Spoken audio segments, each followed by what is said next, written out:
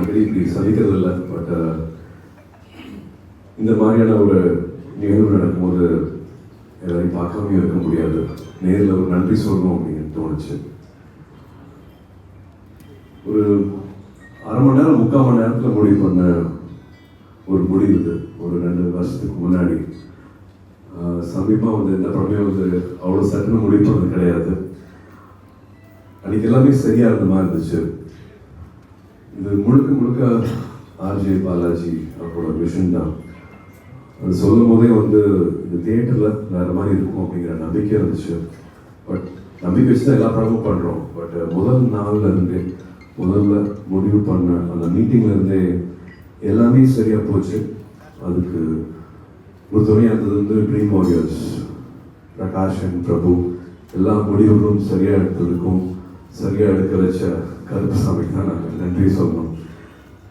இது ஆசைப்பட்டது, ஆனால் எதிர்பார்க்காத ஒரு பெரிய வெற்றியை கொடுத்த உங்கள் எல்லாருக்கும் நான் நன்றி சொல்ல கடமைப்பட்டிருக்கேன்.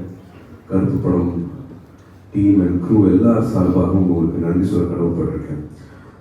இந்த மாதிரியான ஒரு ரியாக்ஷன் தியேட்டரில் நான் சமீபத்தில் நான் பார்த்ததே இல்லை. பெரிய ஒரு அன்பு கிடைச்சிருக்கு இந்த படத்துக்கு. ஒரு காட்ஸ் ஹேண்ட் இந்த படத்தில் இருக்குது அப்படிங்கிறத நாங்கள் எல்லாருமே உணர்றோம். ஒரு 10 பேர் சேர்ந்து ஒரு கதையை முடிவு பண்ணுறோம். பட் அந்த எமோஷனை வந்து எல்லாத்துக்கிட்டையுமே அதை கடத்த முடியுது.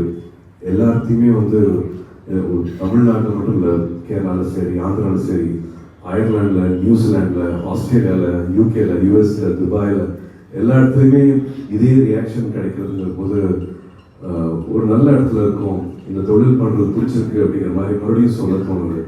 இவ்வளோ பேர்த்தோட அன்கண்டிஷனல் இந்த லவ் அண்ட் ரெஸ்பெக்ட் பார்க்கும்போது எல்லா படத்துக்கும் ஒரு விமர்சனம் இருக்கும், இப்படி இருந்துக்கலாம் இப்படி இருந்துக்கலாம் அப்படிங்கிறது.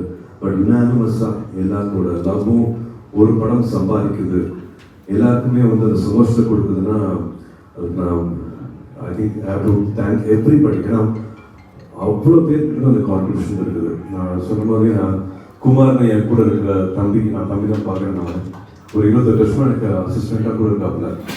அவர் சொன்ன ஒரு விஷயம் என்னன்னா, படத்தை தாண்டி கருப்புசாமிக்கு ஒரு பாட்டு வேலை செய்யணும், கருப்புசாமிக்கு ஒரு பாட்டு கொடுங்கன்னு சொன்னோம்னா கடைசி கிளைமேக்ஸ் பாட்டு வந்து எனக்கு தெரிஞ்சு அது குமாரோட ஐடியா. படத்துக்கு சம்மந்தமே இல்லாத குமாரோட ஐடியா வந்து கிளைமேக்ஸ் அங்கே வருது.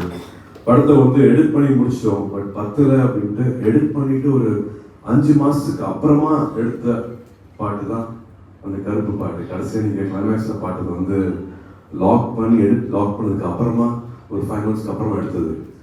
ஒரு 2 years படம் ஆனாலே தெரியும் உங்களுக்கு வேறு இந்த ஃபைனான்ஷியல் சுச்சுவேஷன் கோ.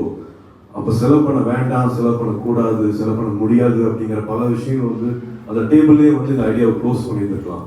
பட் இல்லை எடுத்துடலாம் அப்படின்னு சொன்ன முடிவு தான் வந்து கிளைமேக்ஸ் வந்து இப்போ எல்லாருமே அந்த பாராட்டுற விஷயம் வந்து கடைசியாக அந்த படத்துக்கு எவ்வளோ வேணாலும் பண்ணலாம் அப்படிங்கிற அந்த நம்பிக்கையும் சரி, love for the art form சரி, புஷ் பண்ணிடலாம், இந்த படத்துக்கு சரியாக என்னென்ன பண்ணுறோமோ அது எல்லாத்தையுமே பண்ணிடலாம் அப்படின்னு அத்தனை பேரும் சேர்ந்து நினச்சது வந்து இன்னைக்கு இந்த சந்தோஷத்தை பார்க்க முடியுது.